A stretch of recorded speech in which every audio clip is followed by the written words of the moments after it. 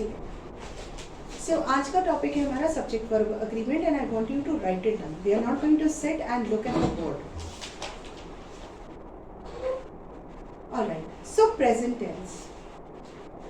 Now what do you mean by subject? Verb, everybody understands what is a verb? Yes. What is a verb? Done anything. Verb is Things. the action. Action word. Action word. Simple. In simple words, a verb is an action word. Now subject. What is a subject? What do you call a subject?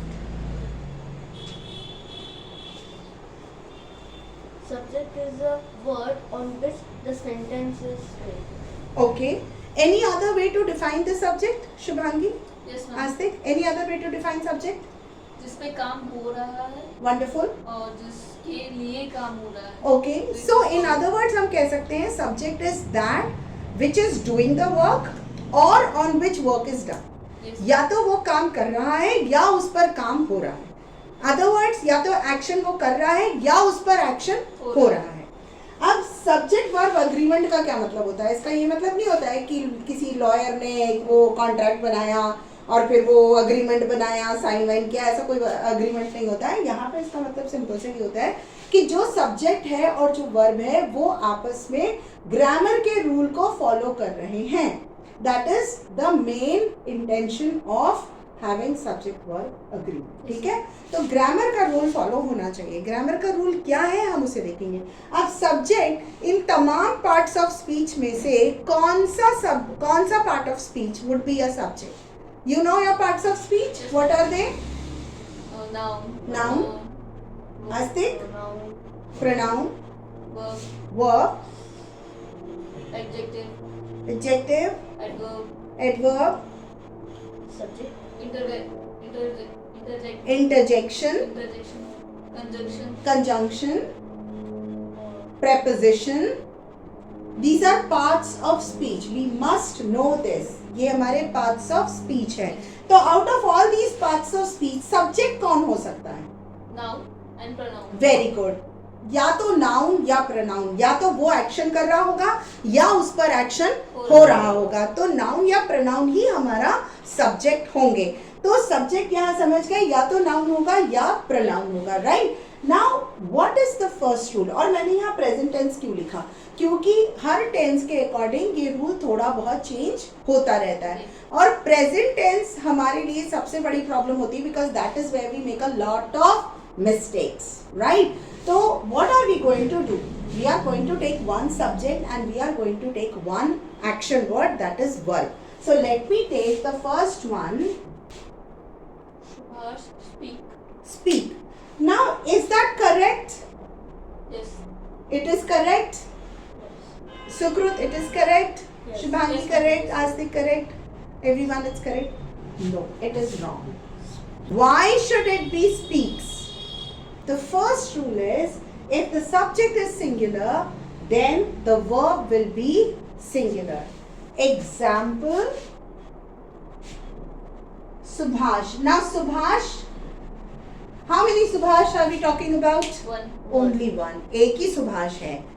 What speak नहीं लिखेंगे क्योंकि ये singular verb नहीं है। हम इसमें s add कर देंगे और इसे कर देंगे speaks। ये होता है सब्जेक्ट वर्ब अग्रीमेंट। अगर सब्जेक्ट सिंगुलर है तो वर्ब भी सिंगुलर ही होगा। बहुत सिंपल सा रूल जो हम याद रखेंगे, बहुत सिंपल सी ट्रिक है। अगर यहाँ पे s नहीं है तो यहाँ पर s लग जाए। ठीक है, what is the simple trick? अगर सब्जेक्ट में s नहीं लगा है तो वर्ब में s लग जाएगा। अगर आपको ऐसे याद रखना मुश्किल है कि वर्ब सिंगुलर है या सब्जेक्ट सिंगुलर है तो वर्ब सिंगुलर होना चाहिए, नहीं याद रह पा रहा है, बहुत मुश्किल हो रही है, just do one thing, s को चेक कर लो। क्या सब्जेक्ट में s लगा हुआ है? नहीं, तो फिर वर्ब में s लग जाएगा। Let us take another example. Is he singular or plural? Singular. Singular. Singular. तो क्या मैंने ये सही लिखा है? नहीं। क्या क्या इसमें रह गया है? S मिसिंग है। तो क्यों? क्योंकि अगर ये सिंगुलर है तो वो भी सिंगुलर होना जरूरी है। Okay. She, is it singular? Is it plural? Singular. Singular. So have I written the verb correctly? No. No. What should be there? S is missing. S is missing. So what should I write? The sentence be She She sings. sings. she sings. ठीक है? ये आ गई बात समझ में? Yes. Wonderful. अब हम देखेंगे दो नॉटी बच्चों को. अब आई और यू, ये नॉटी बच्चे हैं. They are very very naughty. ये किसी का कहना नहीं सुनते हैं. तो नॉटी बच्चे क्या करते हैं? रूल फॉलो करते हैं क्या? नहीं. No. No. Naughty children do not follow the rules. तो फिर आई के साथ स्पीक्स लगना चाहिए, लेकिन आई के साथ क्या लगेगा?